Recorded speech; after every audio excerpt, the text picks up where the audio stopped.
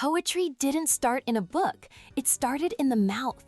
Thousands of years before printing presses, storytellers and bards used rhyme and rhythm to keep history alive. Today, that ancient fire burns bright in the world of spoken word poetry. Unlike a poem written for the page, a spoken word piece is designed to hit you on the first listen. Because you only hear each line once, the poet uses vivid, immediate imagery to paint a picture in your mind. They'll use repeating lines, or hooks, that act like the chorus of a song, giving you something to hold on to. They use the real language of the street, not just rhymes at the end of a line, but dense, percussive rhymes woven right through the middle. But the words are only half the story.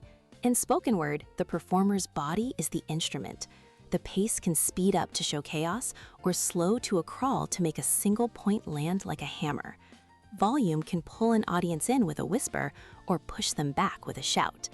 And silence, a well-timed pause, can be the loudest thing in the room.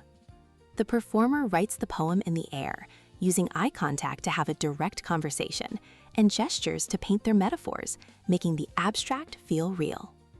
This art form has a rhythm, a cadence often influenced by hip-hop and jazz. But beneath that beat, there's often a powerful message. Because it's so personal, spoken word is a tool for advocacy, for speaking on racism, mental health, and social change. It carries the responsibility to tell a story honestly, usually from direct lived experience. Ultimately, spoken word teaches us that a poem isn't finished until it's heard.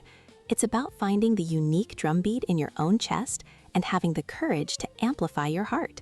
It's taking a breath, stepping into the light, and speaking your world into existence.